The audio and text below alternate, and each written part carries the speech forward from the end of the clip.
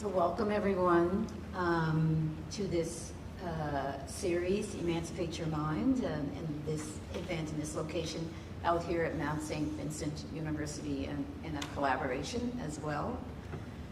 Before we kind of begin more into introductory comments, I want to acknowledge some folks who are in the space with us today. Senator Pate. I think I've met you at some other event. Welcome for being here. And Deborah Ramsey, who was with Public Service Commission. Somewhere up there. Yeah. Thank you both for being very intentional to come and be part of this conversation with us today. So my name is Sylvia Paris-Drummond, and we together, when I said collaboration, so with Delmore Buddy Day Learning Institute, where I work as CEO, are part of the initiatives called Together We Rise. I'm going to say a little bit more about that, but when the acknowledgement of the partnership, I was collaboration with that, and Dr. Mackey is on the panel, is also part of one of the individuals, part of our steering committee work, as well as part of the Mount collaboration. So I want to begin with the land acknowledgement and people's acknowledgement.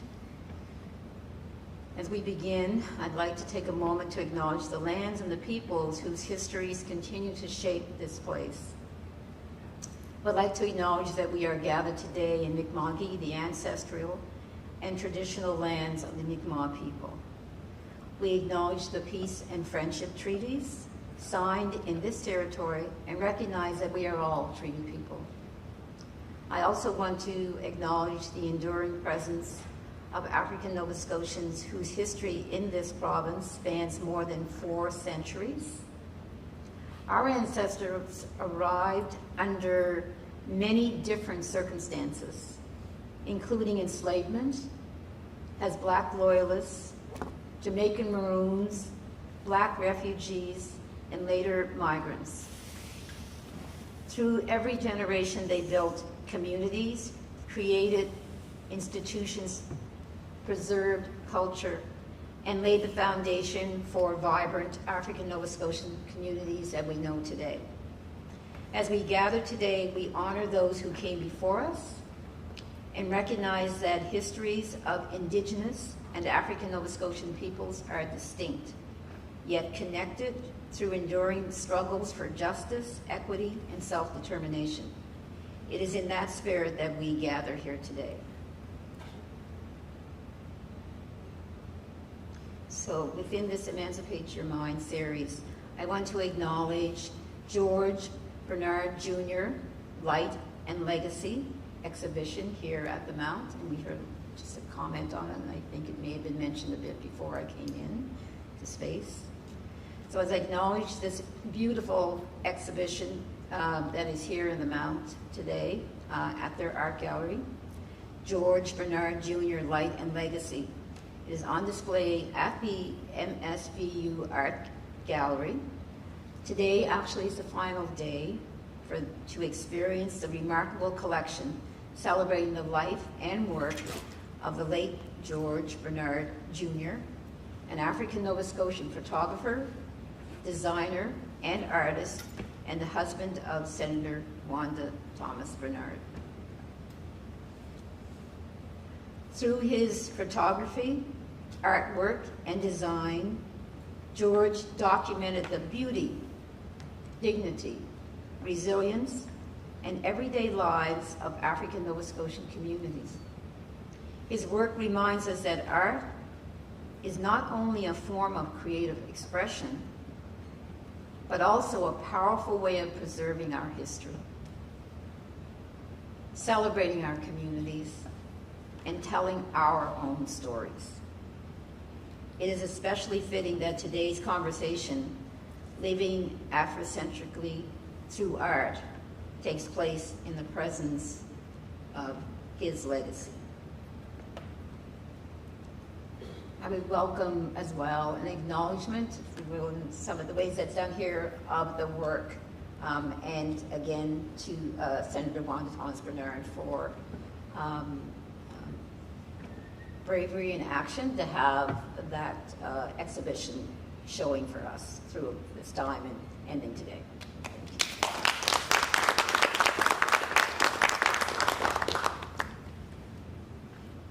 So we welcome you to this series.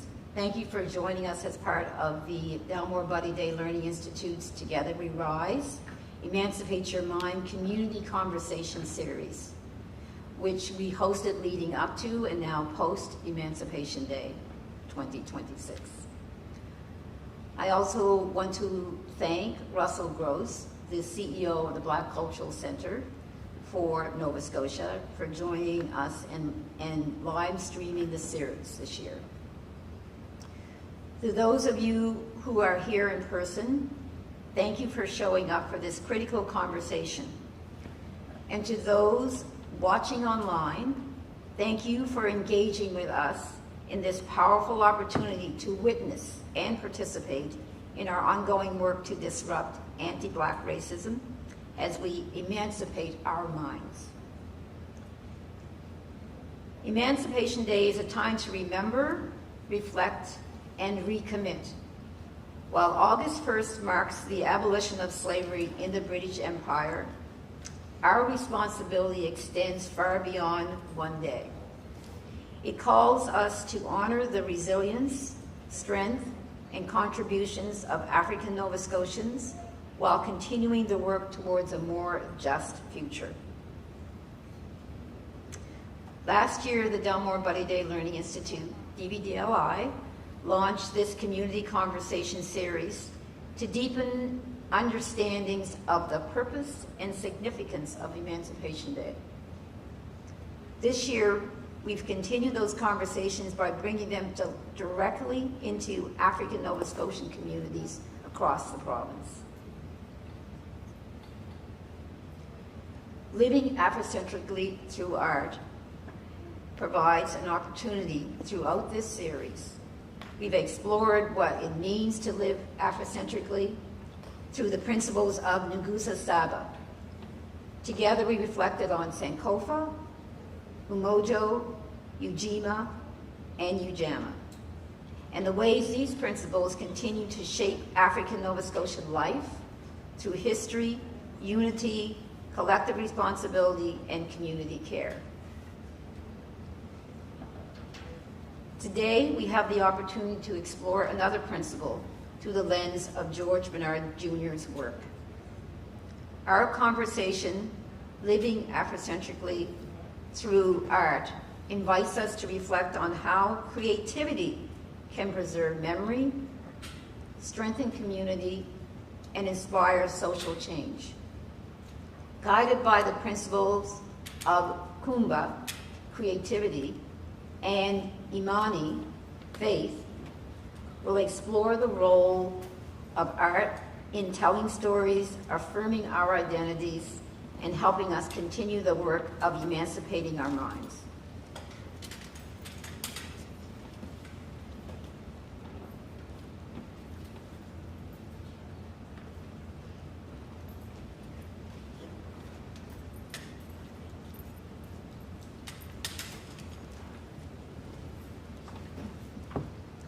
Welcome in, everyone. It is now my pleasure to introduce tonight's moderator, Senator Wanda Thomas Bernard. Senator Bernard is a social worker, educator, researcher, and lifelong advocate for social justice.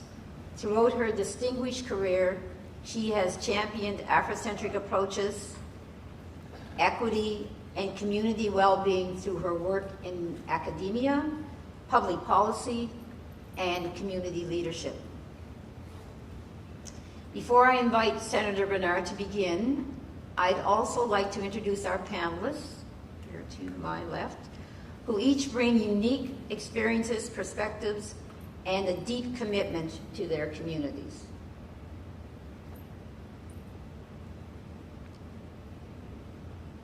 So immediately to my left, Dr. Susan Susie Brigham. She's a full-time professor at the Faculty of Education at Mount St. Vincent University and chair of the Board of Governors for the Delmore Buddy Day Learning Institute. An educator, researcher, and international scholar, her work focuses on Afrocentricity, adult education, teacher education, migration, diversity, and arts-based research. She has helped develop Afrocentric curriculum and has led Afrocentric graduate cohorts at Mount St. Vincent University while contributing to similar initiatives at Acadia University. Dr. Brigham has co-edited several books on Afrocentric education and serves as editor-in-chief of Art Research International.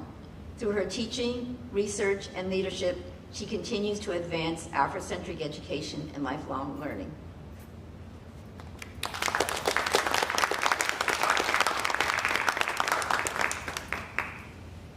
Next to Dr.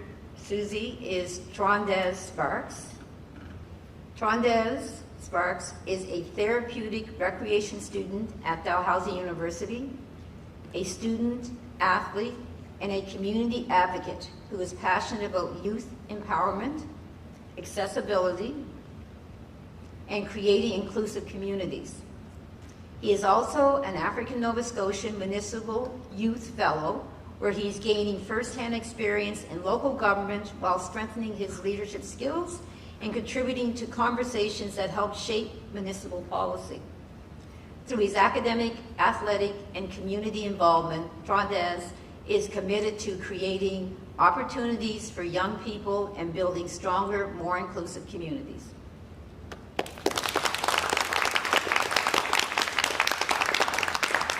And next on the panel, Micah Anderson. Micah is a marketing and management student at Mount St. Vincent University, a marketing and communication assistant with the Housing Construction Council of Nova Scotia, and a varsity basketball student athlete. Originally from the historic African Nova Scotian community of Upper Hammonds Plains, Micah is passionate about youth mentorship and community engagement. He volunteers through initiatives such as Can Jam and basketball camps and serves as a junior leader in the Hype Youth at Emmanuel Baptist Church, where he encourages young people in their faith, leadership, and personal development. Through his work, athletics, and community involvement, Micah is committed to inspiring others to enhance their identity and create positive change.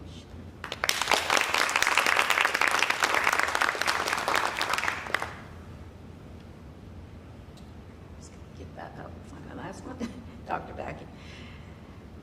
Dr. Mackey Motapane is a South African, Romanian, Canadian poet, writer, and associate professor in the Department of Women and Gender Studies at Mount St. Vincent University. A long-time advocate of Black arts and culture, she founded Halifax's Word is Bond, spoken word collective in 2001, creating space for Black poets, musicians, and artists to build community through performances and storytelling. Her work bridges poetry and scholarship, exploring themes of Black identity, hip-hop culture, Black motherhood, and feminist thought. Through her writing, teaching, and community engagement, Dr. Mackey is passionate about the power of storytelling to preserve memory, deepen understanding, and imagine more just futures.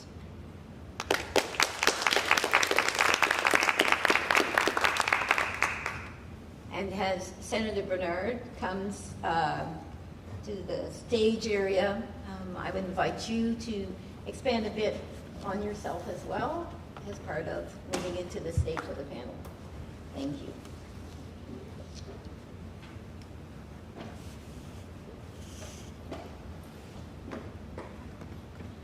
Thank you so much, Sylvia, and thank you all for being here today. welcome.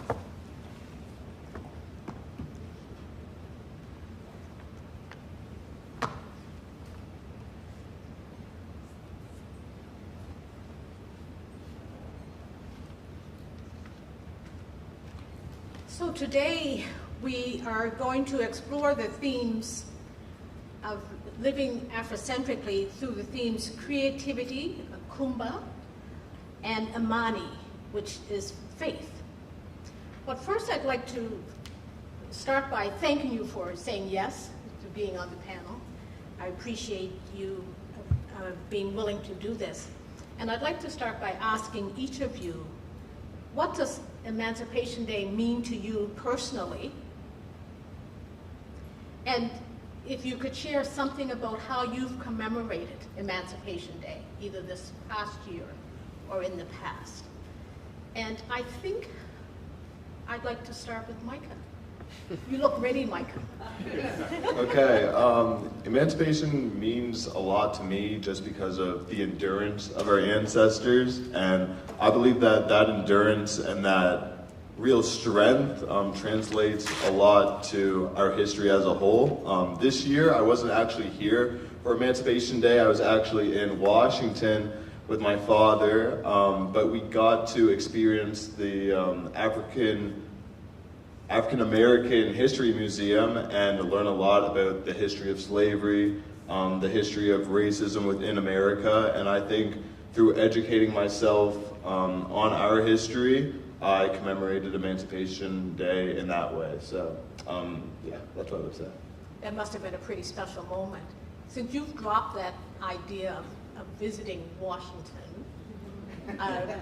you might want to share with the audience what you were doing in Washington. Sure, yeah, so I went to Washington to visit Howard University, one of the most historic HBCUs in America. And yeah, I'm just hoping to, well, I'm considering pursuing my Master's of Business after I'm done my BBA here at Mount St. Vincent University, there, and also checking out a few other options as well. But yeah, that's why I was there. Imagine. Let's go now to Trondez. How would you respond to that question, Trondez?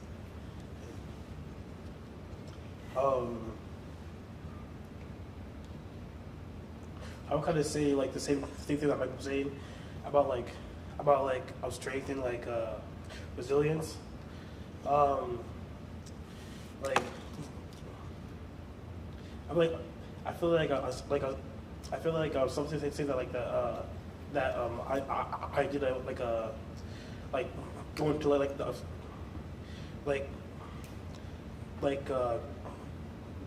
going to like the fundraising and like all the like events that took place like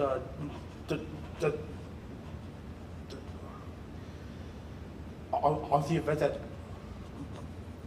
the events that took place on the waterfront, and it kind of like helps kind of like open your mind up to like what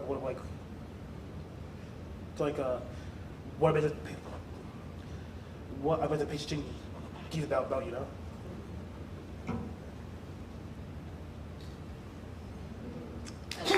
Thank you, Congress. And the event at the waterfront and the flag raising, what's the sort of message do you think that sends to the broader community?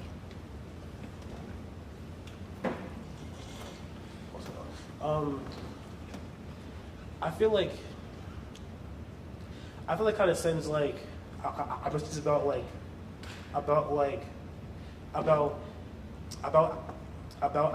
our culture and like how culture and like our culture and like our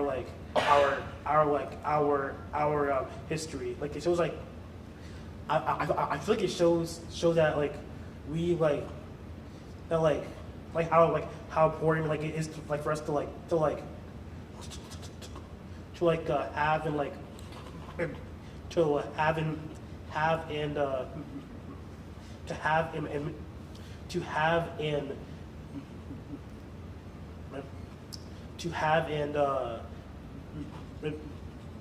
maintain our history. Yeah. Thank you. Thank you. Let's go to the end of the table. Dr. Mackey, how would you respond to that question about what Emancipation Day means to you and how you have commemorated it? I think, for me, I think about, of course, the just profound sacrifice that is really the foundation of recognizing that day. And I think about the way that, so we celebrate, and we celebrate a kind of progression of sorts. But that progression, in effect, is not ours in the sense that, so Emancipation Day is ours. But what I mean is the progression in consciousness is perhaps other people, not us. We always knew our full humanity. Others were late to arrive. And that's a celebration of something we've always known. And waited for others to catch up. So, in that sense, that's one of the things I'm always sort of aware of and thinking, that what we do in our diversity as people of African descent is that we are rooted in communalism. And this is one of the ways that we come, one of the many ways that we come together to be together.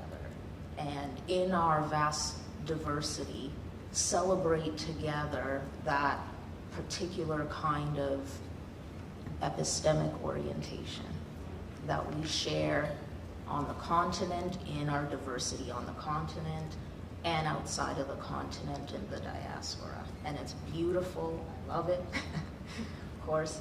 But again, for me, I think really that foundation never escapes me, that in fact, this is the recognition of others who were late to something that is so obvious, which is our essential full humanity. Recognition for others who are late to the party. Didn't you take part in some sort of Atlantic Canada tour for this year's Emancipation Day? Would you like to tell folks a bit about that? I did. This was an Atlantic African-Canadian history bus tour organized by Dr. Claudine Bonner. It was excellent. I was not able to complete the entire bus tour, and because it was so ambitious and she had us basically doing a whole bunch of stuff in one day, we started in Halifax and went to Truro, and then where did we go after that? Oh my goodness. Pardon me? Amherst? Yeah. Sylvia was there. Okay, Sylvia, you should be speaking on this. I'm just taking on. Yeah. And we ended up at Mount Allison and had a really great talk there about the history of specifically Black women in New Brunswick, which was fascinating. And that's where I turned around, because I needed to actually go back and get myself ready to drive back to New Brunswick the next morning. But everyone continued on to Fredericton, and I'm not really sure what happened there. But we also had lots of people on the bus just like telling us, very knowledgeable community members just kind of helping us along on the bus and speaking from personal experience. It was beautiful in the sense that it's a people's history, it's a grounded history. So she did that beautifully in thinking about that and organizing it in that way. Yeah, I just felt super lucky to have been able to be there and get a spot, and it was free too. I don't know if she'll be able to do it that way again, but you know, everything was free and we were fed along the way. She may have had some funding. So for those who may be watching this, who may be responsible for funding, you might think about this if that comes across your desk as a proposal. Because from what I heard about it, it sounded like it was quite fascinating. Okay, thank you. Dr. Susie. Thank you. Thank you for the question. A great way to start. I probably would echo several of the words that I've already heard about survival, celebrating the resilience. I know that word is used quite a lot, but it absolutely, to me, reflects what Emancipation Day is all about. It's resilience, but also endurance and connection. So for me, connecting, as for all of us, connecting with our ancestors and what they endured. Also for me, it's an opportunity to reach out to my family in St. Helena, which I reached out to my uncle. And St. Helena is an island in the South Atlantic Ocean, which is where my family is from. And St. Helena is quite significant because that was the island, before the Suez Canal was open, ships would pass through St. Helena to revictuate and get some water. And it's also the place that was used. Oh, I think I'm on. Oh, sorry, I can just bring it. Thank you for that. Yeah. Yes, and so St. Helena played a significant role after the abolition of slavery because a lot of the British set themselves up there and they would intercede ships that were passing by that were filled with enslaved people. And they brought those folks onto the island.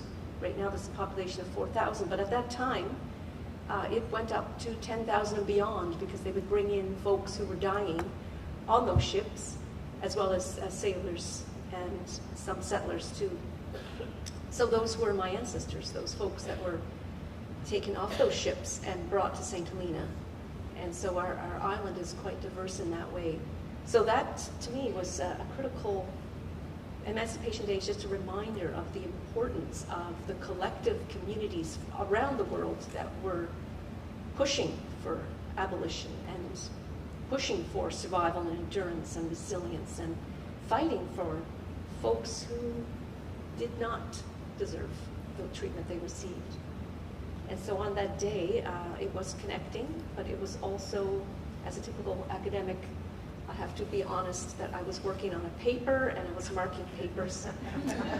So I got the papers marked and I'm working on a paper which is quite interesting, related to the elders in the Nova Scotian, African Nova Scotian communities, the role of elders in education, including post-secondary education and school systems. So that was what I was up to. Sounds fascinating. And thank you for sharing your personal history. You know, I woke up one day and someone told me I was an elder. So I may show up in that study of yours. Yes. So let's look at Kumba, creativity. The principle of doing all we can to leave our community more beautiful and beneficial than we inherited it. My late husband embodied Kumba through his creative courage, responsibility, using his camera and his art to uplift, to honor, and to accurately portray Black communities. Creative innovation, moving from analog, the box camera that you see there, he was introduced to that at the age of 6. And then being able to transition, from black and white to color, and then to digital, was really amazing that he was able to do that in his lifetime. But he was a lifelong learner, always learning, always evolving. And he was so generous with his creativity. He would freely teach photography workshops and passing on knowledge to the next generation. I remember the first cruise that we went on. It was a family cruise, family and community cruise. I think we had about 30 people. And half those people had new cameras that they didn't know how to use. So we're on the cruise having a good time and he's teaching photography to some of the people that were with us. That's the way he was. But his creativity was not only aesthetic, it was political. If you saw the exhibit, you saw the protest marches. If he heard there was a protest march, he was documenting it with his photography. And his work was also a refusal to let others define what being black was, what black identity was. It was a commitment to truth-telling, and it was activism, really, through the beauty of art. So let's look at the role of artists in helping us emancipate our minds. I think artists help us imagine possibilities beyond the world as it is. Artists preserve memory, they inspire hope, they challenge injustice, and artists encourage us to envision communities rooted in dignity, belonging, and liberation. So I'd like to ask you, how do artists help us imagine futures beyond the limits that are imposed by colonialism and racism? And what responsibilities do artists carry when shaping that collective consciousness? Dr. Mackey, would you like to start with this one? Okay. That's a big question. I'll try my best, but thankfully there's a group of us. So we can all come at it from a different perspective. I think for me, again, it comes back to nuance and the ability of, well, a couple of things. So one is, as you mentioned, Senator, the way that art in our communities can be a form of record keeping, a kind of exercise, an archival exercise of sorts, and that's super important. And it's really important in my mind because so much of our artistic traditions was, you know, what might be hastily and sloppily categorized as like crafts. Okay. And what's done when the discourse categorizes an artistic practice that way. So I think, for instance, here in Nova Scotia, of the tradition of quilt making. It's a beautiful art form. And it is both art, it is an incredible skill, artistic skill. It preserves and records history. So it's a type of archive as well. And it has a use. You keep warm with it. And a lot of times, art that has that type of everyday use was actually not considered art, unfortunately. So I think about those kinds of things in terms of the way that artistic practice can serve as a form of record, a very important record keeping and a form of an important archive. And I also then think about the part about nuance, which is that it is an expression of our diversity, and it is an expression of human complexity as well. And that's really needed, because when you have the types of histories of oppression with which we know about, that means that people have been cemented into very simplistic caricatures. And others have used art as a way to cement us into those caricatures through photos, you know, paintings, film.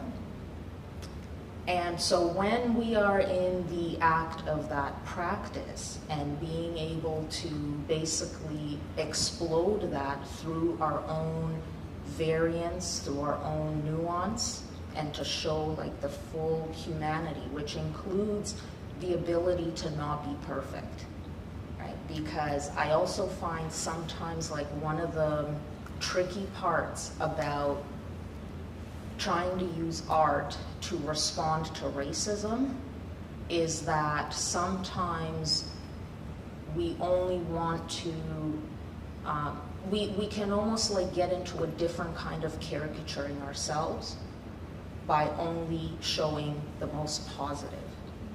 And then we are oversimplifying ourselves and not allowing the full expression of our complexity and our full humanity either, right? And it's understandable why we would want to do, and of course we need very positive images and all of that, but I'm just saying sometimes like that's one of the tricky parts is, yeah, so it's really important also that we have an artistic practice that is an expression of the full, complex humanity of people of African descent.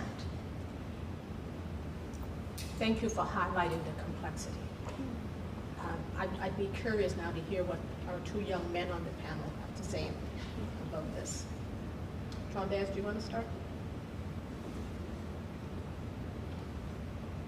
Can I have the question again? Would you be able to repeat the No, question again? So my question was really, what's the role of artists in helping us sort of imagine a better future beyond our experiences of colonialism and racism? And what responsibilities do artists carry when shaping that collective consciousness? And each of you in the beginning talked about that collective consciousness that shows up in celebration, that shows up in resilience, that shows up in survival. So what's the role of artists in that? I feel like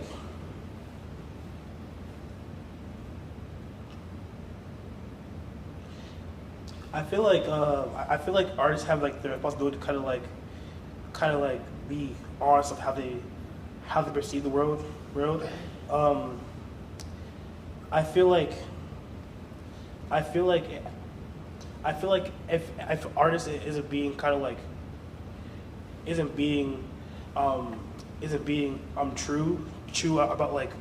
about what's going on or like how they perceive things, I feel like that can kind of like lead down like a bad slope. Mm-hmm. So, and that can be a slippery slope. Yeah. Yes. Thank you. What are your thoughts, Mike? Yeah, the example that popped up in my head was Shante Grant's books. I'm sure most of us here, or at least some of us, have read Shante Grant's books. But a book that I had in my childhood was called Up Home. And it was Shante Grant's just story on her upbringing within the community of North Preston. And I believe that just seeing the imagery within that book and also the words and the uplifting words and displaying an African Nova Scotian community in a positive way was a way that almost reverted the negative connotation of media, how we are oftentimes seen as lesser than or seen extremely violent, and you don't really hear much good about our communities. So in that way, I believe that Shante and her illustrator really displayed a positive view on the community, a positive view on upbringing within a Black community, and there's a lot of weight that comes to that because there's a lot of importance when it comes to just expressing our lived reality. Of course, we all have different lived realities, but it's definitely not all negative like what we see in media. So I just feel like that example really displays like the weight in which she had to carry in terms of writing that book and displaying an African Nova Scotian community in a positive light. And I related to a lot of the things that she displayed within that book because growing up in church and even just being in nature and being involved in community events and things like that, I think she used her power, she used her voice in a way that uplifted her community. And there's a lot of power in that. That's a really good example of the power of voice and representation. And so you're reflecting back on reading that book as a child. Exactly, yes. I vividly remember, and even seeing people within those illustrations that I recognized from going up to North Preston. These aren't just random people that were illustrated. Just seeing people that I actually recognized was meaningful. But yeah, ultimately just the weight of portraying Black communities positively was on her shoulders, and I believe that she did very well with how she expressed how beautiful our communities are. And that's an interesting comment, the weight of portraying Black communities, and I think that's a weight that Black artists carry. Yes, thank you. How about Dr. Susie, what are your thoughts? Great, thank you. Yes, so hopefully you can hear me well. Yeah, I'm going to reflect on some of the things that I've already heard, but just to pick up on the last point about how art really is a way of seeing, and not even seeing an individual's experience, but seeing the world, understanding different perspectives, like Shantae Grant's novel or booklet that you mentioned, book. And it also is really critical for understanding different perspectives. So if we look at, and to me, art is voice. It's coming to voice. And that we know the school system is not by any accident or innocent forgetfulness, but it is by design that our school systems have perpetuated a colonial, Eurocentric way in schools. And so voices have been lost along the way in those systems. They haven't been lost in community. And so I think that's the power of art, is to bring those stories to the fore. And when Dr. Mackey was talking about quilting, I was thinking this along the similar lines, that there was art being created and it had a practical purpose. Woodwork, there's a bowl right here, a wooden bowl, basket weaving, quilt making, knitting. Those are skills that weren't necessarily new. They have come from history and they've been passed along through generation to generation. They've served practical purposes. They've brought comfort. They enabled us to work by making leather gloves or knitting mittens. They've brought us the ability to endure what we continue to go through, to go out into the cold, to carry water, etc. And although the materials are changing, art making is changing in the sense that there's new materials and there's new ways of bringing in the old methods. And new technologies, for example, are coming into the role of art. But if we continue to look at those types of art, that art-making process, we see story woven into those. We see history woven in. And I think any one of us can think about something that we have in our homes that maybe our grandparent made for us, our auntie, our uncles, our great-grandparents, and might be something handmade. And we will not discard it. It may be worn, threadbare, and may be full of holes, but we are going to cling to it because it has emotion, it has meaning, it has history, and it has story. So for me, a lot of what I see in art is an opportunity to come into someone's story, to see ourselves reflected in story, to resonate with art in a way that, as I mentioned earlier, a lot of folks have been excluded from the so-called historical record. Mm-hmm. You know, your example has led me to immediately think about an experience my daughter and I had last year. We went to the Rug Cooking Museum. Have any of you here ever been there? And so we went to this museum, we were walking through, beautiful museum, beautiful displays. And I'm thinking, where are the Black rug cookers? Because that was very significant in our community. That was part of our history. That was one of the art forms. And they're absent. And the absence of people's art, I think, is something very significant. And that whole idea of self-representation. And I really see self-representation as a political act. When we tell our own stories, we challenge systems. that have too often spoken for us. Self-representation allows us to preserve our own histories, to celebrate our identities, and to ensure that future generations inherit stories that are rooted in truth and not just in stereotype. So how does telling our own stories shift power away from systems that misrepresent us? Before I ask any of you to answer that, after this question, I'm going to invite anyone from the audience who may have a question for the panelists, and also those online. So any of you who are watching the live stream, if you have a question, you can put it in the chat, and there'll be an opportunity to ask those questions. I'm going to start with you this time, Trondez. Okay, so how does telling our own stories shift power away from the systems that misrepresent us, like the example of the rug hooking museum that doesn't have any of our historical rugs on display?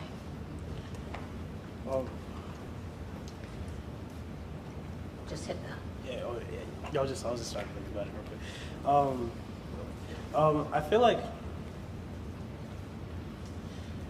I feel like telling your own story is important. Cause I'm growing up, I always taught if no one's like, because growing up, I've always been taught if you don't share stories like who else will, you know, and yeah. If we don't share our own stories, who will? Yeah. That's so powerful. That's so powerful. Dr. Susie, what are your thoughts? Great. Well, I was thinking about storytelling as a fundamental human activity is something that we actually take for granted because we're storytelling every day. We're storytelling by talking to our children or talking on the phone. I mean, we are storied people. And I had this fabulous quote that I wanted to share. I'm not sure if I can find where it is. Yeah, I don't actually see it here. But yeah, I feel like it also is about connection. And I talked about the importance of intergenerational storytelling, whether it's sharing those stories through art, but also thinking about art forms that are spoken word, poetry, novel writing, plays, rug hooking. I mean, all of those are forms of art that are integral to storytelling. Storytelling can be a way of sharing story, but it can also be used as a form of healing. And I think this might be an important point that I wanted to make, is the importance of healing through stories. And again, I just want to come back to my role here at the Mount as a professor. I wanted to also talk about the importance of storytelling in research. And more folks are using the arts as a way to share histories, stories, perspectives, and challenging ourselves about what we are taking for granted. And I did want to point out, if you don't mind, 2 examples of doctoral students who I supervised. One is Dr. Kaysa Monroe-Anderson, who's Micah's mom, out there in the audience. Sorry, I had to put you on the spot. Put your hand up. Oh, yes. You are. Dr. Kaysa Monroe-Anderson has done a fabulous doctoral study, and she used storytelling.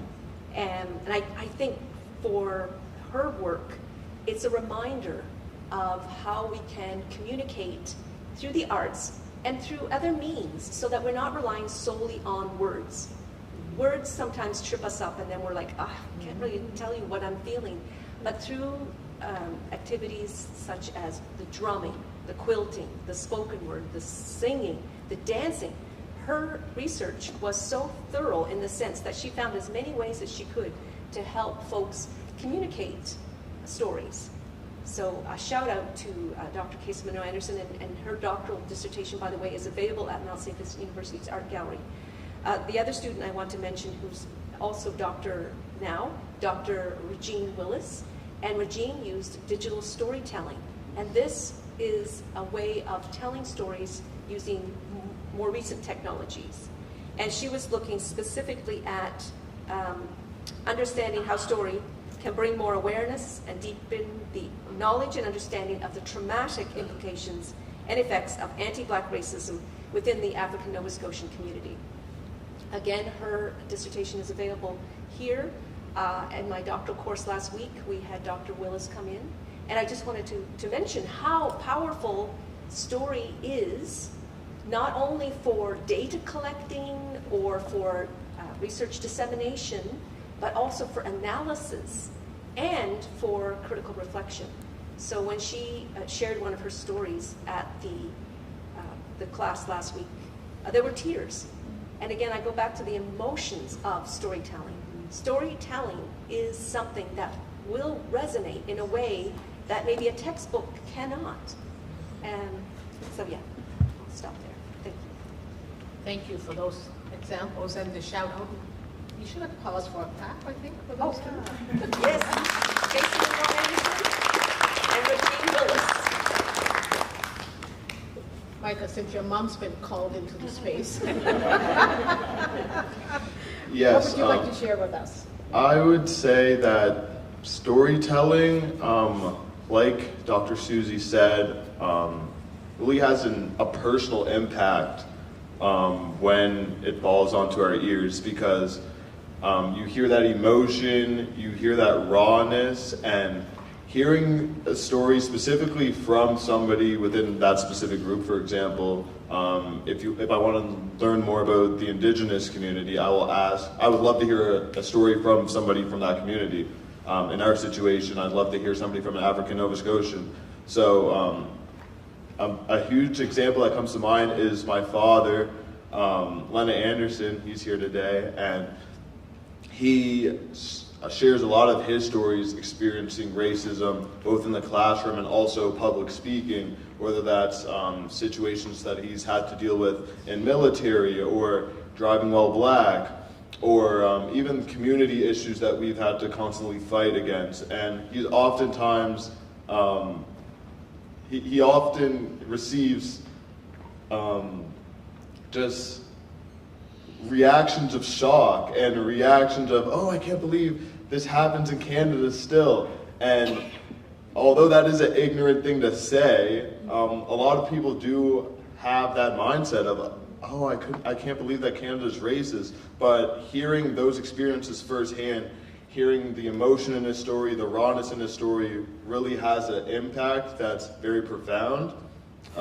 So yeah, I would just say storytelling has an impact that's very personable, and just creates an impact that is lasting.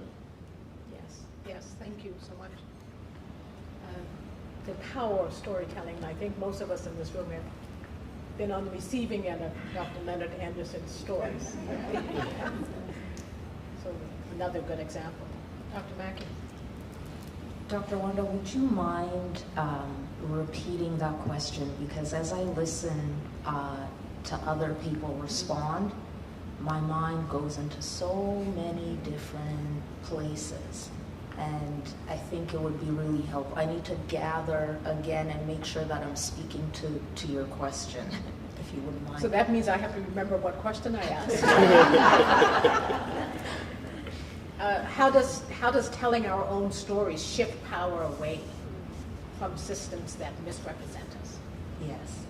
Okay. So speaking about the power of telling our own stories, and yes. the examples we've heard have really highlighted the different ways of telling stories. Yes, about having the autonomy to be able to self-represent in a context where one has been consistently seen and represented, and of course misrepresented in various ways, and again caricatured and so on. So it's really the powerful exercise of dissolving that subject-object position. Yes. To insist on one's subjectivity in a context where one has been consistently within the larger culture, been portrayed and spoken about and represented as object. Mm-hmm. And to say we have a frame. So Bell Hooks talks beautifully about this, the seer and the seen. And to be able to stand in your art and to speak and to self-represent, and that is an exercise of saying, I look. Not only do I look back. So there's like that part A of I'm speaking, I'm self-representing, which is like I'm going to talk about myself as honestly and authentically as I can. And then the part B is, in doing that, I'm also perhaps answering back to something. So I have a perspective, and I can look back even though I've been looked upon and looked at. Mm-hmm. And that to me is a really powerful part of that type of exercise. And art doesn't always do that necessarily. Sometimes art is not necessarily like, it doesn't necessarily always have a political objective, and I think that's okay. And I think that's actually especially okay for Black artists. We also need to be able to allow people to not always, you know, be engaged in some sort of anti-racist statement, because again, like, it's okay for us to be full humans who aren't always engaged in some sort of direct political exercise. However, by virtue of the kind of context that we are, let's say here in the States and in Canada, very often that that authentic self-expression is already politicized.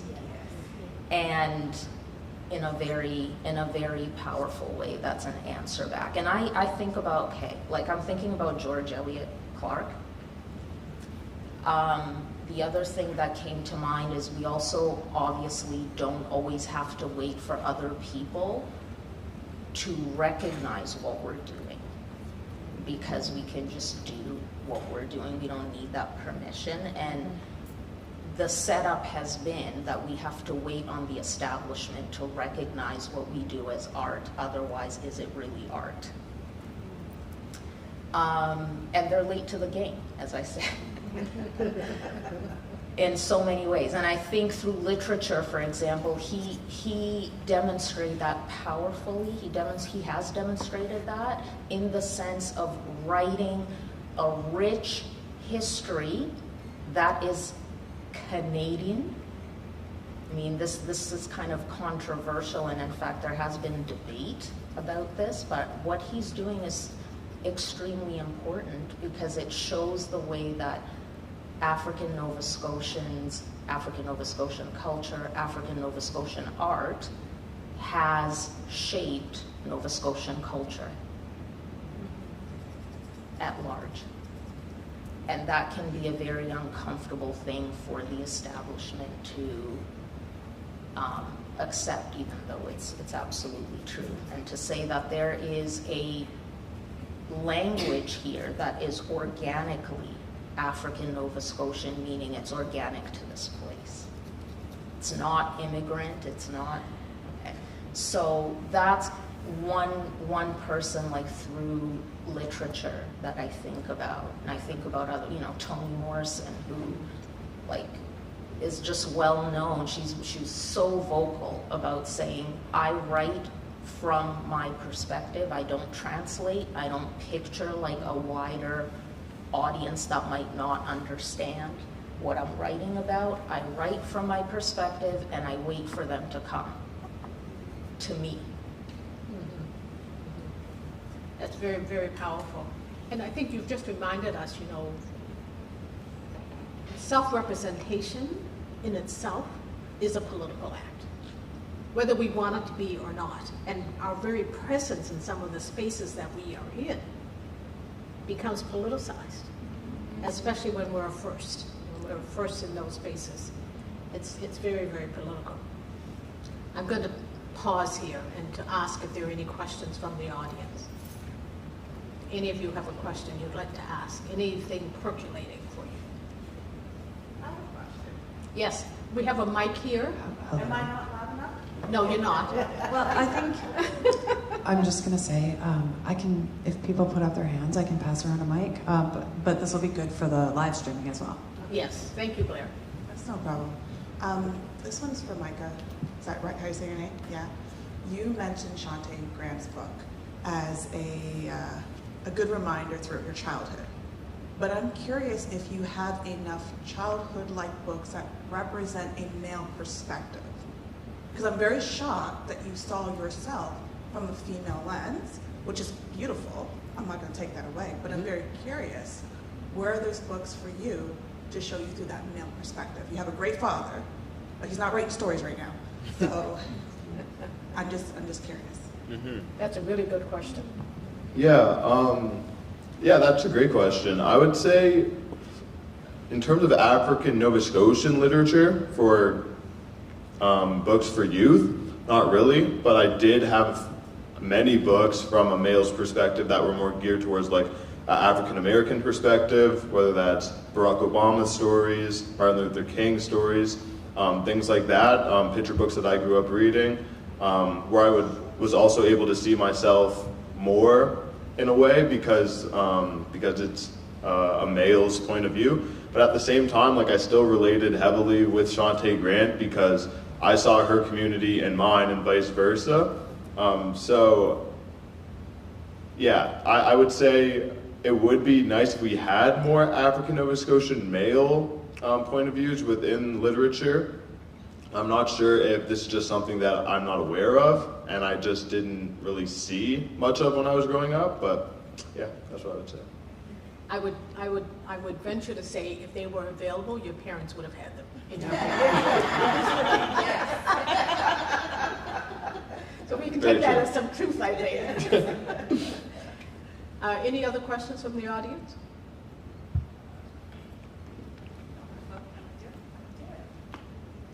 Is it okay if I don't stand up? Yes. Yeah. Okay. So the question I have, I guess I'll start off with Dr. Mackey. You talked about the objective as well as subjective implication when it, in terms of the political implication there. And so the question is for you, Dr. Wanda, is at the onset of this emancipation process, I read somewhere that you had some negative, I guess, feedback when you tried that initiative to get this on the way. Why do you think that was? I didn't hear the last part. I was chuckling to myself. I'm just wondering, why did you think that, why was there a pushback? Why was there a pushback? On your initiative to get the, if there's any link to that with the objective and subjective implication that Dr. Mackey talked about? Absolutely. And Senator Pate is here, my friend and colleague from the Senate. She may remember this day when I introduced the bill. I believe the pushback is from the fact that Canadians have been sold a particular storyline about our presence in this country. And it did not include the reality of the enslavement of our ancestors. And so the storyline has been very much about the Underground Railroad and how wonderful we were and how wonderful Canada was. Because we opened up our arms and opened our doors and we let those poor African Americans come to Canada for a better place, a better land. And that wasn't the full story. So when I introduced the bill, it was blocked in the Senate by the official opposition, and I can still remember the leader of the opposition saying, Senator Bernard is trying to rewrite history. Yes, I was accused of trying to rewrite history. My response was simple. I simply stated, I am not trying to rewrite history. I'm trying to tell the full story. And I believe, and I went on to say, Senator Kate can correct me if I'm wrong, but I went on to say, you know, that telling the full story is a right that every Canadian has to have that information, that the full story be told. And it's wonderful now to see Emancipation Day activities, events, commemorations happening across the country. When you think about it, you know, why did it take so long? It took so long because that was a part of the history that Canada didn't want to tell. And now we're telling. And so the telling of the story is really important. that's a good lead into a question that came in from online, if I can share that. But I want to check though, did you have a follow-up question? So here's a question that came in online. I think it's a good one. Where do you see Emancipation Day in 15 to 20 years? And how do we get there? I think that's a wonderful question from someone who's viewing this. Where do you see Emancipation Day in 15 to 20 years? I'm an elder, I won't be here. What you talking about? I want to start with you, Rondez. Okay. You may be the youngest on the panel. Yeah.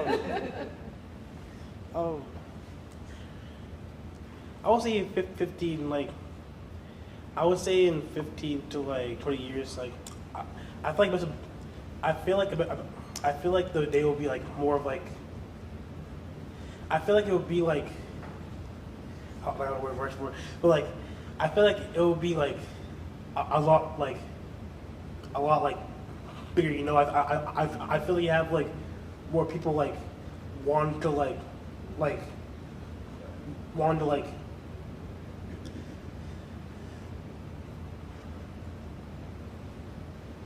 I feel like we'll have like a lot more like youth and like more like youth and like people like wanting to like be a part.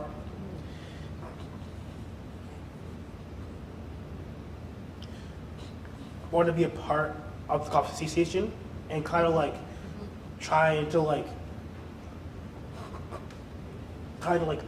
make it like a more of like a bigger like scene, you know. I feel like then it'll be like kind of like word, but like I feel like in the next couple of years there'll be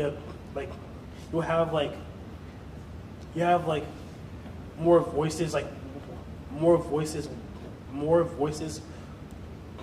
wanting to like share their stories and like share about like their share their family stories, you know. So more young people involved, more people telling their stories. Yeah. And more people sharing family stories. Yeah. Yes, okay, thank you for that. Nice. Micah, what are your thoughts? Yeah, I agree.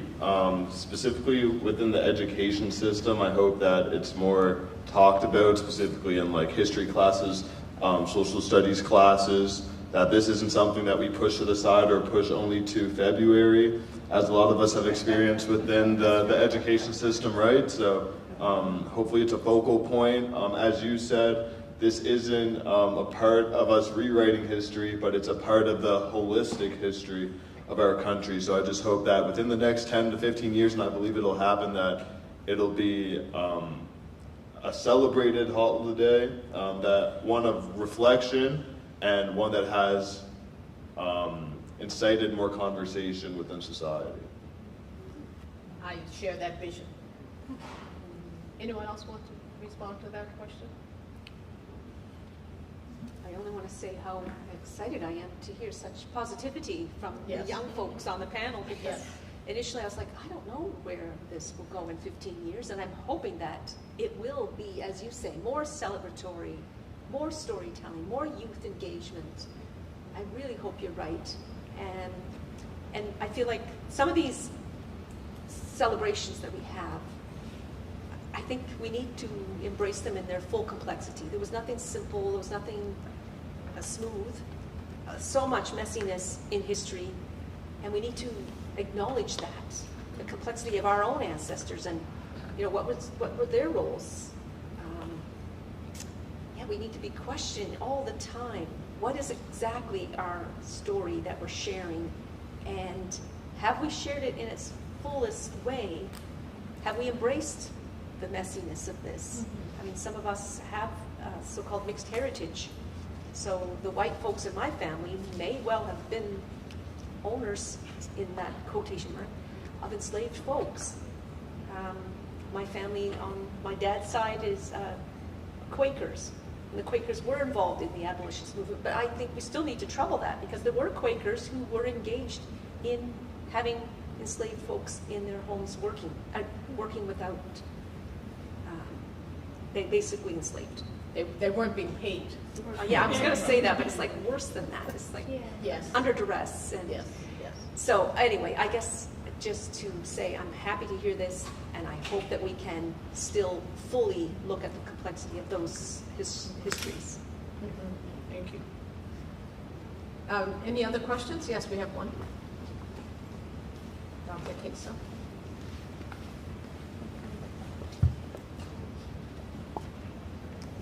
Thank you very much, panelists, and thank you, Senator Bernard, for this event today and the opportunity to have dialogue around emancipation and what it means. To be honest, so growing up in the Bahamas all my life, we celebrated Emancipation Day. It was the first Monday of August every year is a holiday. And so being in Nova Scotia and having an opportunity to sit around a table, and I also see my colleague Candace Thomas, and we were around the same table when the question of Emancipation Day came to Nova Scotia and whether or not we should be acknowledging it. And as we've moved a few years since then, I mean, we are late, as you said, Dr. Mackey, we are late to the table again. And when it comes to Emancipation Day, I was considering this year, not celebration, but questioning when the conversation will move to reparation.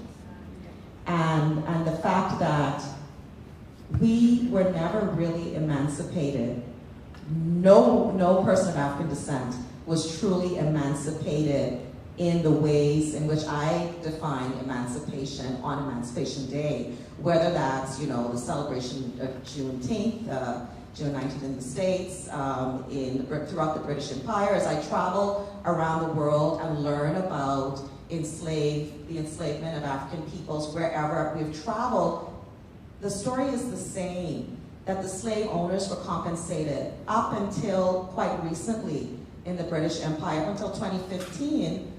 The taxpayers of Britain were paying taxes that were still compensating slave owners, 2015. And enslaved African people and those of us, the descendants, received nothing. In fact, we received oppression, and we continue to receive oppression. So, you know, from celebrating Emancipation Day as a child, as a teenager, as a young adult moving up, and to now my shift has moved, my mind has shifted to when will emancipation be connected to reparation? And so I'm just wondering whether that's through art, how art can play a role in that, our dialogue, more conversation about that we really begin to push. I know the conversations are happening at the UN level as well. CARICOM nations, Barbados is leading the way in terms of conversations on reparation. And I know we've had conversations in Nova Scotia, but I believe that is why the country of Canada doesn't really want to talk about emancipation, because we can't start and end with that. We must move to reparation. So I'm just wondering your thoughts on that.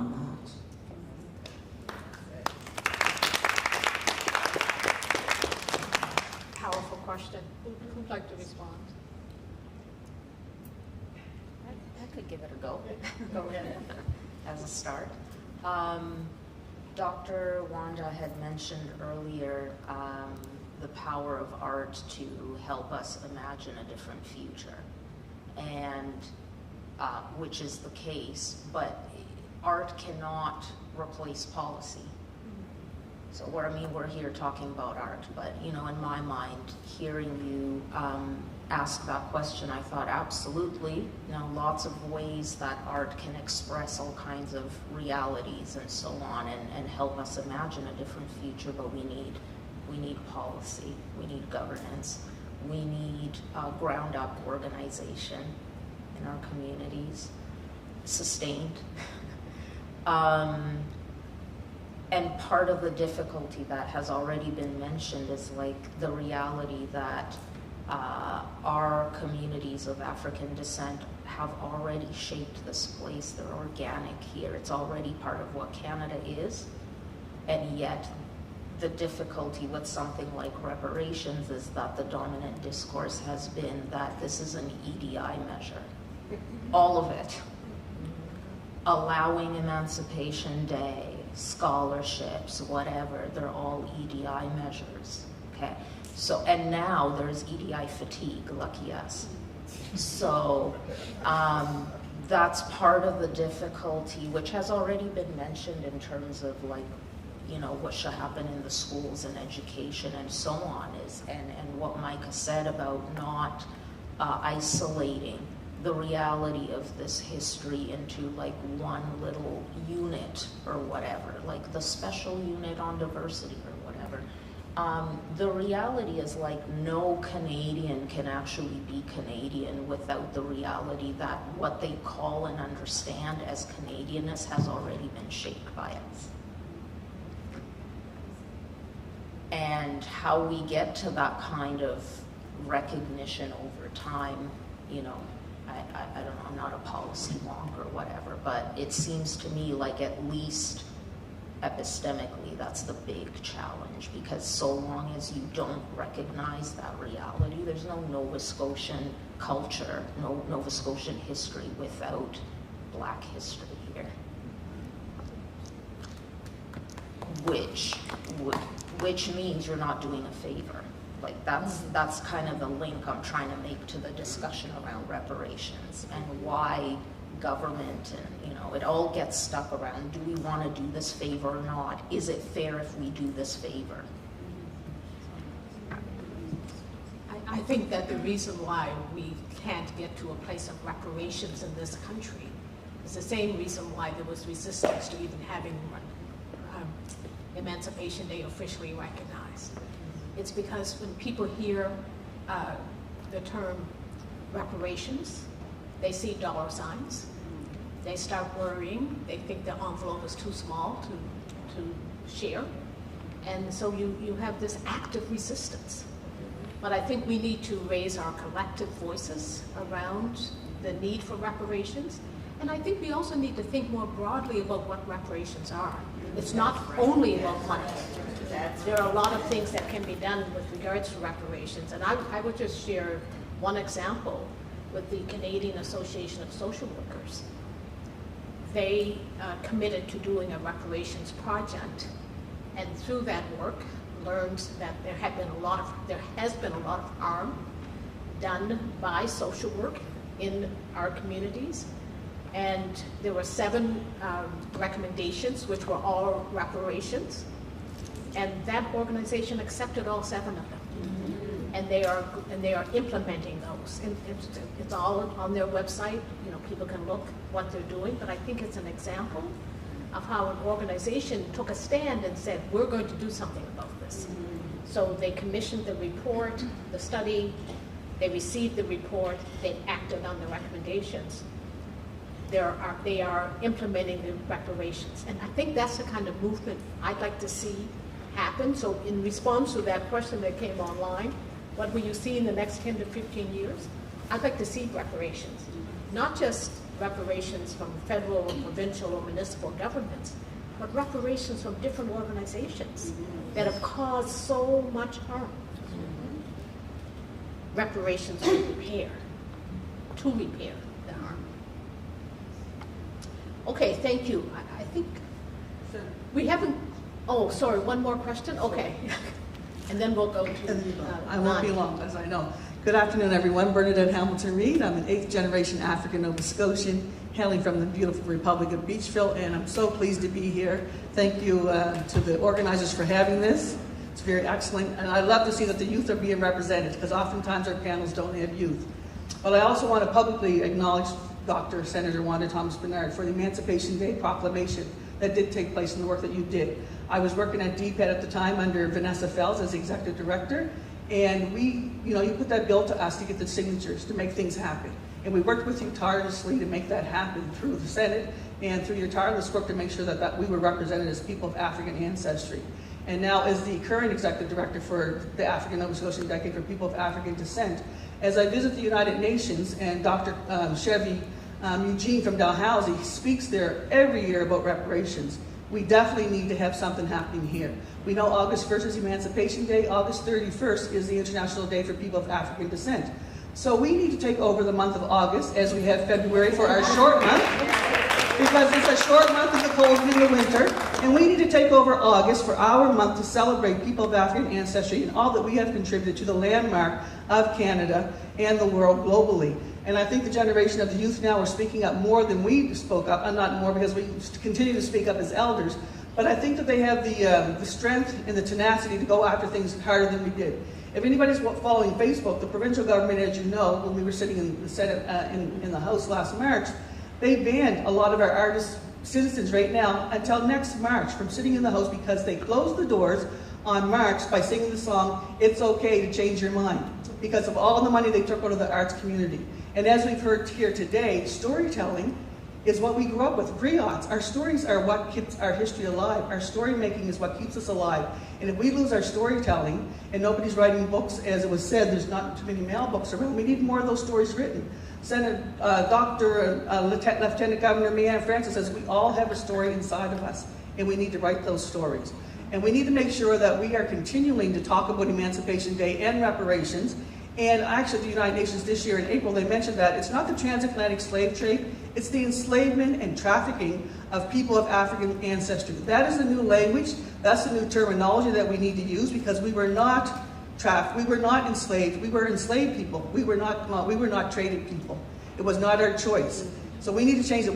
And for Canada not to sign on to that atrocity, many people still need to write their MPs and say, why did Canada not sign on to that? And what are we doing as a people to make this forefront and foremost an issue around reparations and also around why our country is not seeing enslavement and again, trying to get around the terminology, the enslavement of African people of ancestry, an atrocity to humanity. And how, as you said, reparations is not only about money, it's about giving us back our land, giving us affordable housing, giving us jobs, and as Dr. Mackey said, policy making, and I know we have an expert policy maker in the room. I'm not going to speak her name because she knows who she is, but I know through many years of her work, policy has made changes in the health organizations. It's made change, but if we're not making policy change, we're not making change. The change has to be there, and we have to make sure that we hold our government and everybody accountable for those changes and to be very proactive. And working with yourself in the Senate, we know how open you are of wanting community to come to Ottawa, speak with you, speak to senators, and make change. So I call out to our community that it's time for us to take August as our month and start doing things for us as people of African ancestry and do it collectively, unity and community. Thank you. And I think we're already doing that, because you'll notice there are more and more activities and events happening in August, through the month of August. I'm going to ask the last question because we're going to run out of time. So I would ask each of you to speak briefly about faith.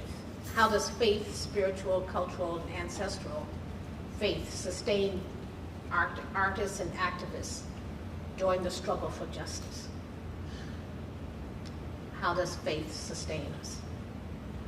Why don't we go down the line? We'll start with you, Susie. Okay, well, when I think of faith, my mind goes to spirituality, and again, just thinking about the role of art and the emotion that comes with that, connected to community and spirituality.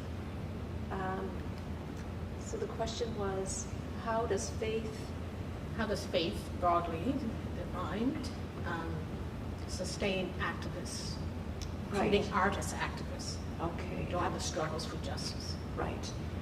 Okay, so I talked earlier about the connection to ancestors and the importance of that for giving not only inspiration, but the sense of endurance and resilience. And I feel like that's got to be a part of whatever power we have, is to embrace that notion of spirituality and seeing it flow throughout community and within our families and beyond. that it's not reserved just for a church or just for a Sunday, but it's something that I think most of us recognize that there is something that is spiritual about the way that we come together and be together, and that it shows up in art forms. And I think we can be empowered and inspired and provoked and evoked by what we see and what we experience, whether it's like a solid piece of art and the story that it tells, like the Sankofa bird, but also through embodied art, through song, through chants, through prayer, through dance, through movement. It's an embodied experience as well, through call and response. Thank you. Mondes? I don't know, honestly. Like, when I think of faith, like, I think of like having full unbelief in like a cause, you know, like. I feel like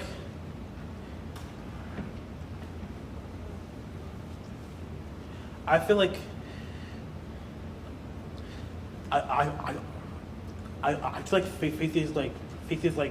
faith is truly believing in the cause, you know.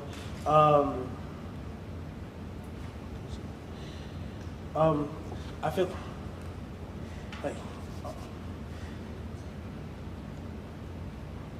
like it's like more of like the faith like instead of like spiritually, I feel like it's like more of like the mind and like the heart because like I feel like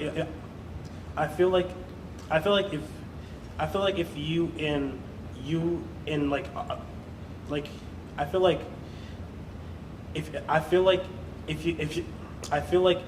group like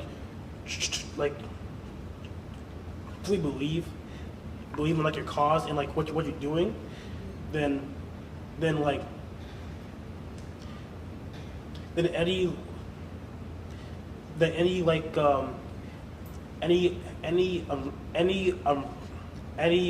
obstacle or like roadblock in your way will it won't matter because it'll cause you to like help you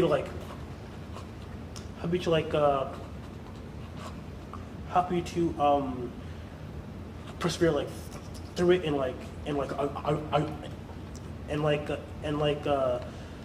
accomplish like your goals. So that perseverance, Yeah. keep going. Yeah. Yes, thank you. Okay.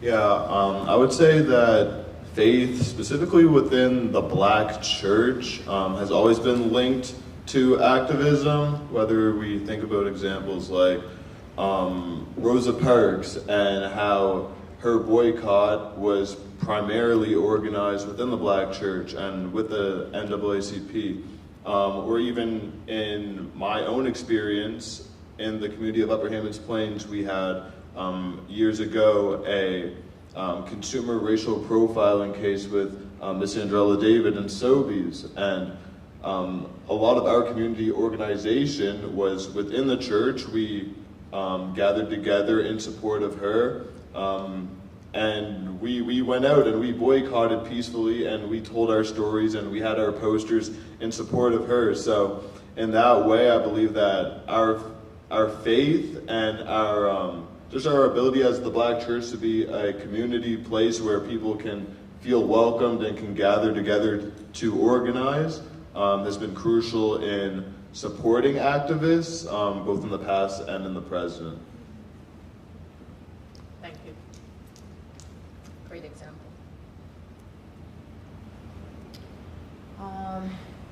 I was thinking about how, so to be, and I'm going to use kind of a non, like in the technical sense, non-religious, but just like maybe a broader understanding of faith, just in the sense that when you have been told over and over again that you're an object, to practice art is an exercise of faith. because essentially when you're told that you are an object, it means nothing you produce matters. And so to have through the generations insisted on passing down education through storytelling, to create, that's connection to life force in my mind.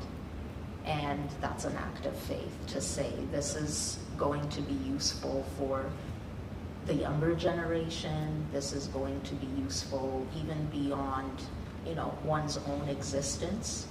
That you're leaving something behind, or you're doing something that's really important for the continuation of the community in a context where you're constantly told who cares, you're nothing, and nothing you say or do actually really matters. It's not real art. You're not producing anything that amounts to knowledge. That's another thing.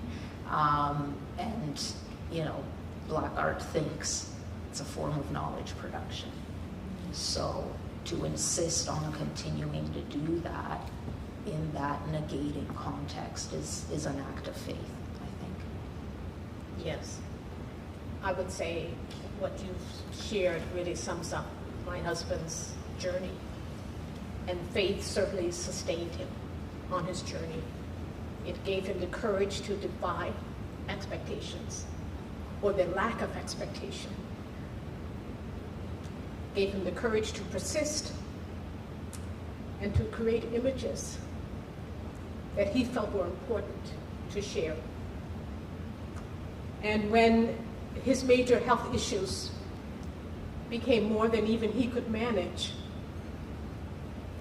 I made a commitment to complete the exhibit that he wanted to share with the community. He had a file called For the Show. I thank the Mount for working so hard to make this show a reality. And I think the title, Light and Legacy, is appropriate because the works certainly illuminate his legacy and the light that he brought to every space that he entered. It truly was a labor of love for me to complete this work, especially the painting, A Time to Fish. So I thank all of you for being here. And the two people that have worked behind the scenes to make this event possible are not here, Savannah Provost and Magda Osman. And they have encouraged me to share this poem that I wrote last year. So I'm going to share this. And then I'll hand it over to Sylvia.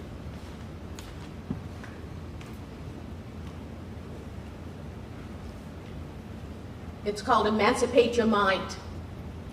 Emancipate your mind. Stand tall, unshaken. From the echoes of Preston to Parliament's chambers. They told us to wait, to stay in our place. But our roots run deep. We were never meant to be erased. Viola sat so justice could rise. A ticket denied became a nation's disgrace. She set fire to silence, igniting a truth that still burns brightly across this place. Carrie wrote when others stayed silent, her pen a weapon, her paper a battleground. The black press spoke volumes with every stroke. She gave voice to the hushed. She made racial consciousness a collective mission. Rocky walked into rooms marked whites only. He walked into institutions that denote exclusion. He didn't wait for permission. He changed the locks and led the revolution because resistance had taken root. Senator Oliver rose with the force of the law, his voice strong and deliberate, his purpose bold and considerate. He shook the foundation of unjust systems, a beacon for truth across the nation. Senator Ruck shattered the ceilings above, navigated halls where we were once barred. He pushed us beyond cleaning basements and created pathways to change for generations that followed. Our ancestors stood when it meant risking all. They whispered legacy into our bones. They spoke in stories, in music, in art, in prayer, in revolution. Survive, thrive, rise, you belong. You've always belonged. Today I rise, rooted here, bold and intentional, unbending, brave, on the shoulders of giants who led the way. I lift my voice, not for me alone, but for every soul waiting to see a better day. Together we rise, linked by ancestry, by determination, by commitment to change. We pick up the torch from those who made a way out of no way, and we prepare to pass the torch to those still forging a path forward. They do not accept no. We are the dream, the light, the critical hope, made visible, made real.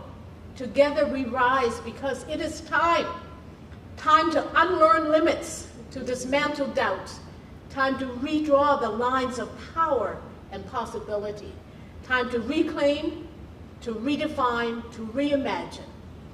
Together we rise to emancipate our minds. Back to you, Sylvia.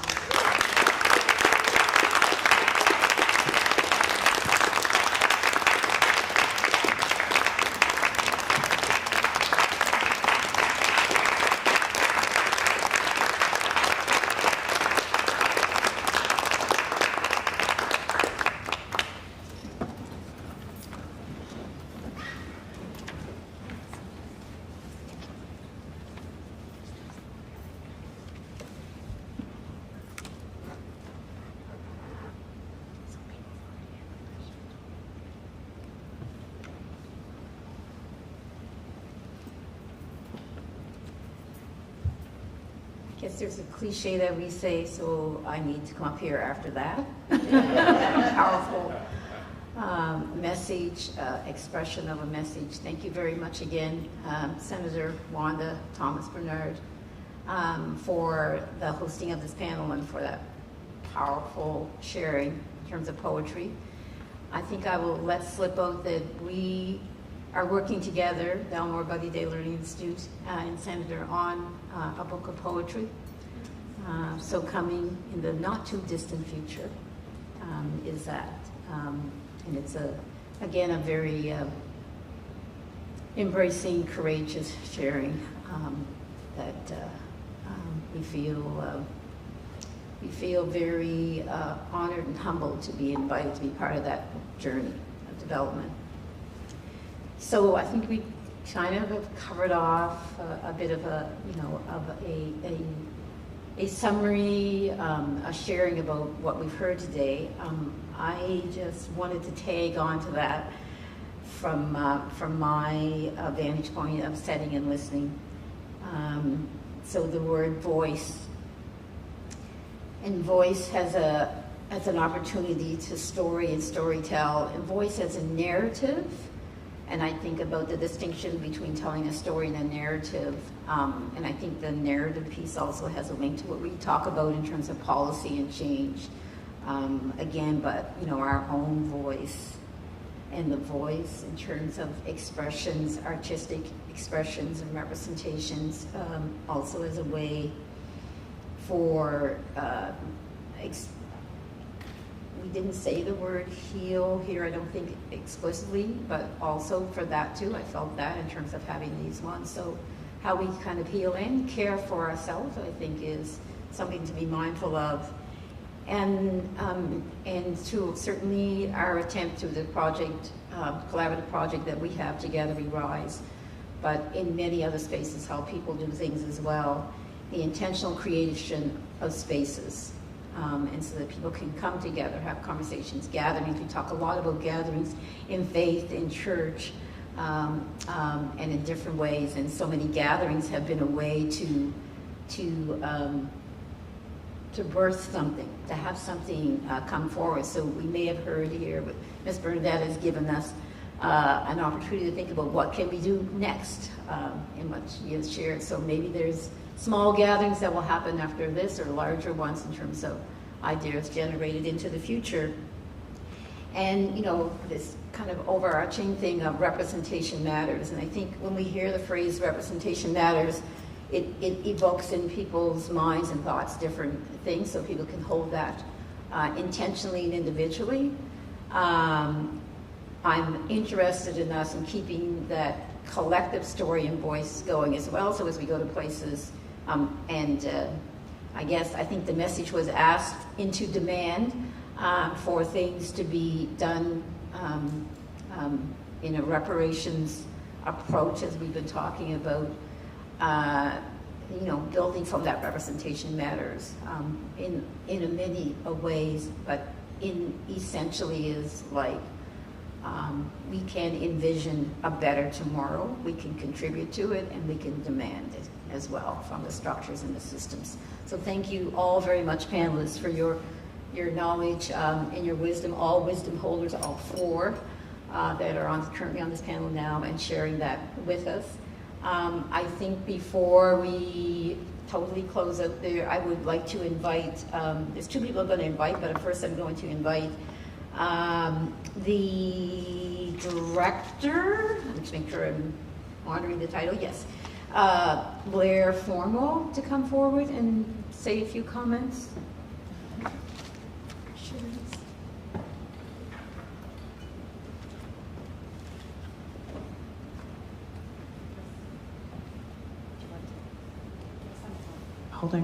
I'm holding the mic, so I can just say it here. On behalf of, I should say, I'm the director of the MSVU Art Gallery, and it's just been an absolute honor and privilege to work with Senator Bernard and with Candace Roker, Sergeant Wanda's daughter, on this exhibition. Yeah, thank you so much for the trust and just for the honor of being able to share your late husband's beautiful work with us. I think it contains so many really powerful stories, really delicately held, and it's just a really important contribution to the collective archive. So thank you very much. It means a lot to us to be able to host this exhibition. And if you haven't had a chance to see it, please go check it out. Today is the last day, so.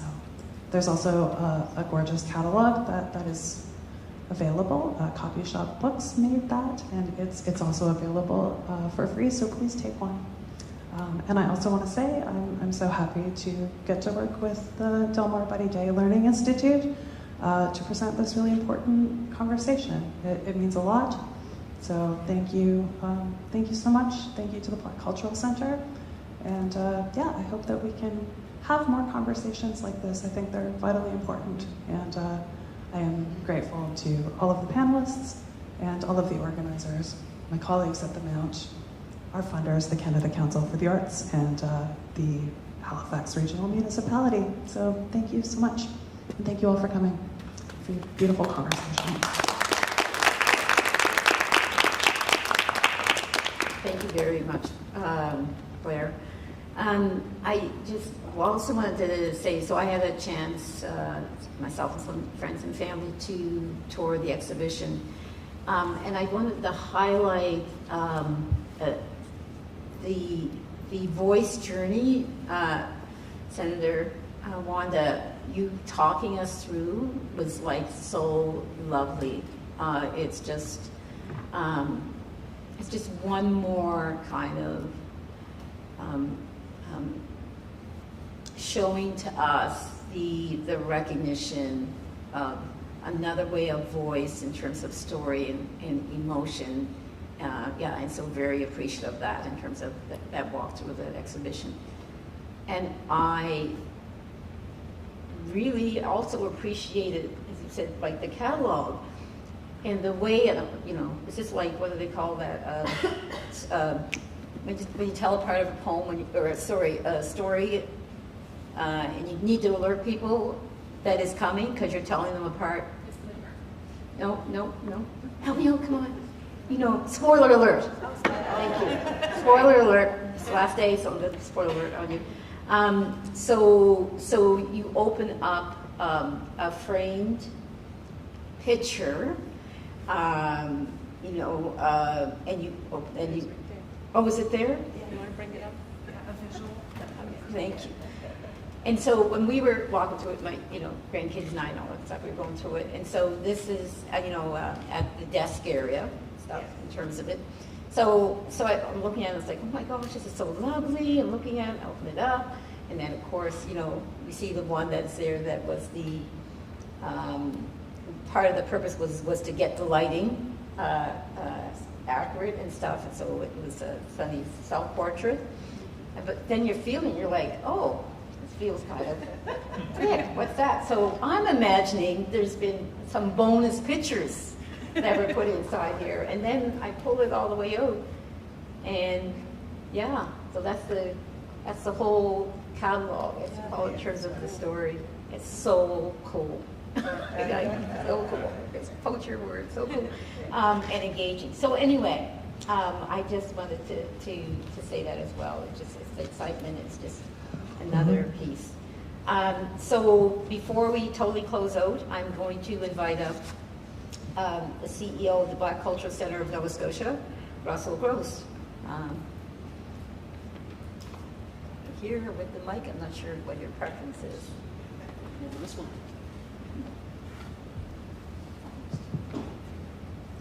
Well, good afternoon, everyone. Good afternoon.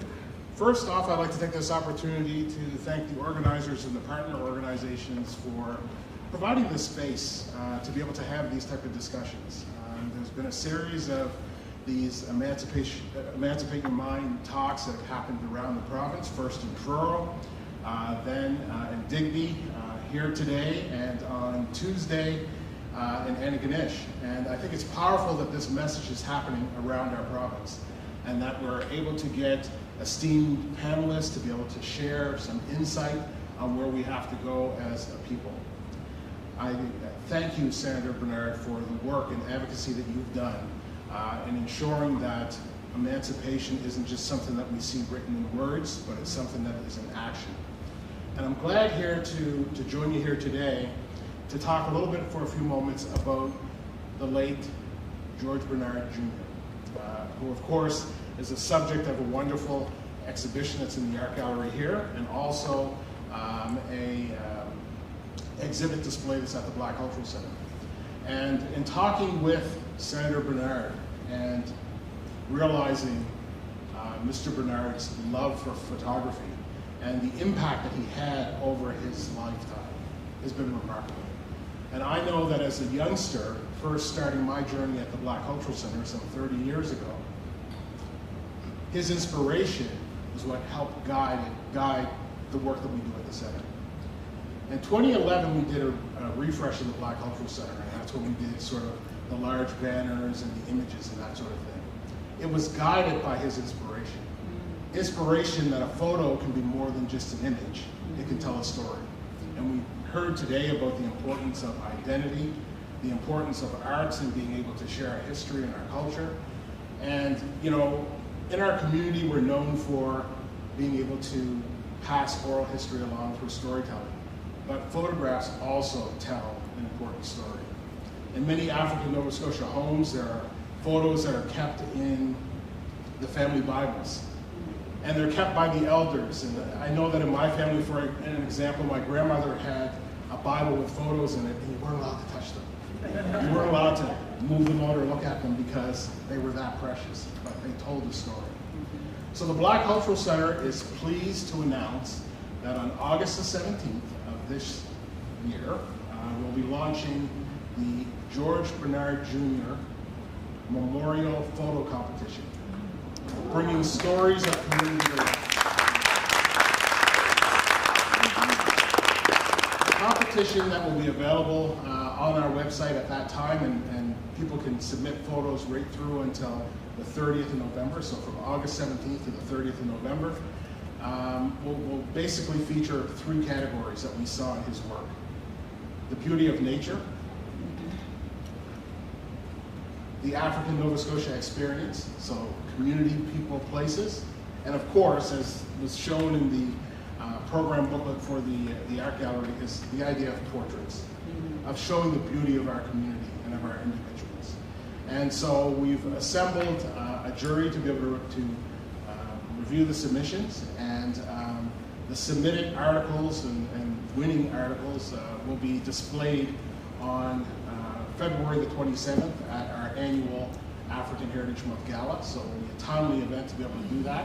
But also, we have confirmation now that we are in talks with the National Museum of Canada and the National Archive Gallery of Canada to do an exhibition that can travel, so that not only is here in Nova Scotia.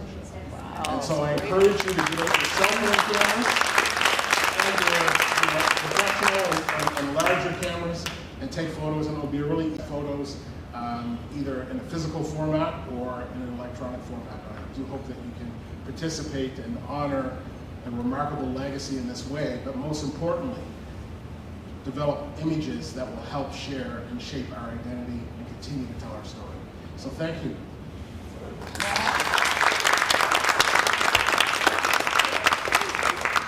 Great, thank you very much. So, yes, we encourage folks to visit the art gallery.